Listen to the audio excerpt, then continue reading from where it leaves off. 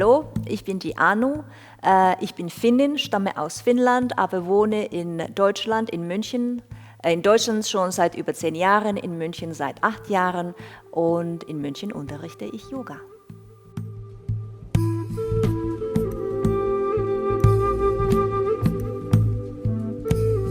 Mit Yoga habe ich angefangen, so Ende 90er Jahren, als ich an der Universität studiert habe.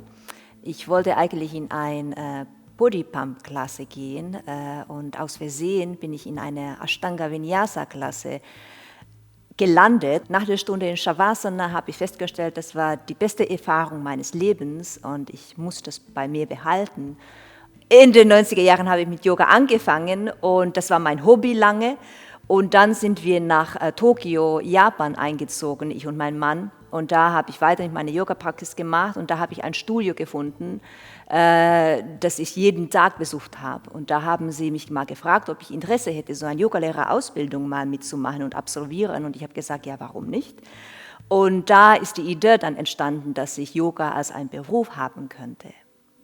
Oder wie ich jetzt mit Gotha Yoga beschäftigt bin, das hat alles in Ulm angefangen, als ich die Maya kennengelernt habe. Ich habe dort Yoga unterrichtet und wir waren eine Gruppe von finnischen Frauen. Das war eigentlich die Geburt von Gotha Yoga. Heute machen wir 3 verschiedene Einheiten für euch. Die erste Einheit ist Fortsetzung für die absolute Beginners-Serie. Eigentlich ist es gar nicht mehr für Anfänger gemeint, weil eigentlich bist du nicht mehr Anfänger, wenn du diese Teile von Absolute Beginners-Serie mitgemacht hast. Die zweite Einheit ist eine Praxis für Geübte und da ist ein bisschen von alles. Das ist eine Potpourri-Klasse mit Rückbeugen, Twists, Vorbeugen und so weiter und so fort. Und die letzte Serie oder die letzte Einheit ist eine restaurative Einheit für Entspannung.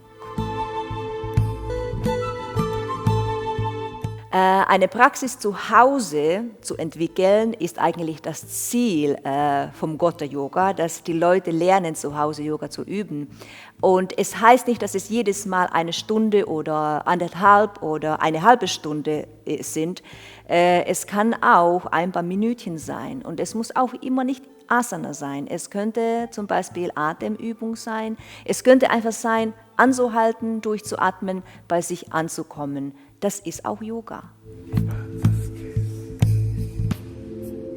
Ich freue mich riesig, mit euch im Gotha Yoga praktizieren zu dürfen und ich freue mich, euch auf der Matte zu sehen. Ja? Online oder im Echten, wer weiß.